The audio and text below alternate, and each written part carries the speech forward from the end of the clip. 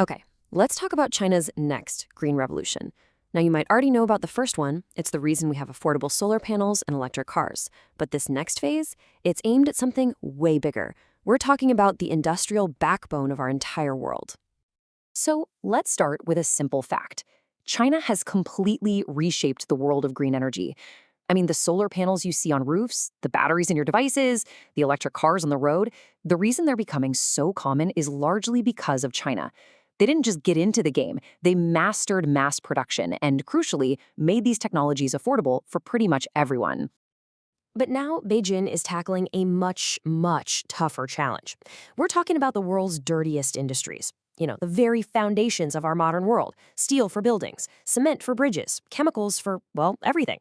These are what experts call hard-to-abate industries. And believe me, they're called that for a reason. Cleaning them up is a monster of a problem because making the stuff just pumps out a ton of carbon. So that leads us to the billion-dollar question, right? How do you clean up the very industries that build our world? This is the puzzle that's driving China's next huge strategic push. We're not talking about smartphones or TVs anymore. This is about decarbonizing the absolute backbone of the global economy. Okay, to really get a handle on where China is headed, we have to look back at how they've already won. They have a playbook, a proven formula for dominating new green technologies, and understanding it is absolutely key to figuring out their next move. And phase one of this playbook? Well, it was a massive success. We're talking about solar panels, batteries, and electric vehicles. China basically became the world's factory for all of it. And this wasn't just some small win. It completely changed the economics of green energy and transport for the entire planet. So what is this winning formula? It's actually pretty straightforward, a three-step dance. Step one, the government pumps in huge amounts of money, subsidies, to get the industry off the ground. Step two, they create fierce competition at home, forcing all these new companies to fight it out, innovate like crazy, and slash costs just to survive. And finally, step three, the winners that emerge from that fight get the support to scale up production on a massive level and, you guessed it, dominate the global market. And here's the kicker. This is the core of their new strategy.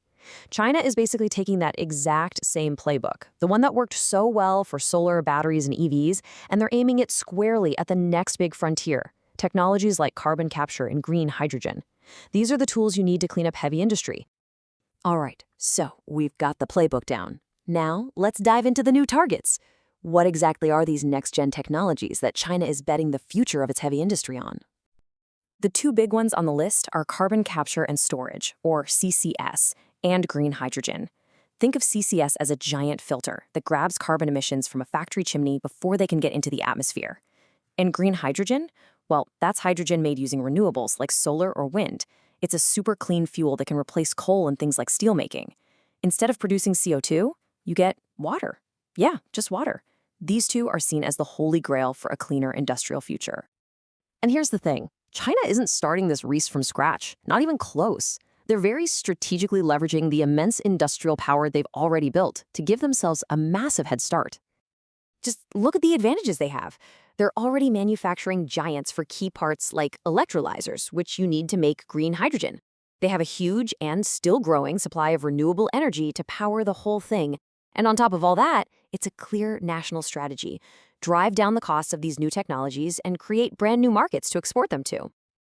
Okay, so this is where it gets really interesting. What does all this ambition in China mean for the rest of the world? Because make no mistake, this isn't just a domestic plan. It has huge global implications. You have to understand that this whole push is being driven by two powerful motivations that work together perfectly. On one hand, yes, it's about hitting their climate goals. But on the other hand, it's about seizing a massive economic opportunity, the chance to become the world's #1 supplier of all the tech needed to clean up heavy industry. And this one number right here, 2060, it says everything about the scale of their commitment. China has promised to be totally carbon neutral by 2060. Now think about that. For the biggest manufacturing country on Earth, that is a monumental goal. It means they have to completely reinvent their entire industrial base. And that's exactly why technologies like carbon capture and green hydrogen aren't just a nice idea for them. They're an absolute necessity. So it's probably no surprise that this whole strategy is making a lot of other countries pretty nervous. For Western nations, the idea of China dominating the tech for carbon capture and green hydrogen feels like déjà vu. It brings up all the same concerns about dependency that we already have with solar panels and batteries. And that leaves us with a really big, thought-provoking question. As China races to perfect and scale up the technologies we all need to clean up our planet's dirtiest industries, are we headed for a greener world that's also a more technologically dependent world, dependent on a single country? That's the incredibly complex trade-off right at the heart of China's next green revolution.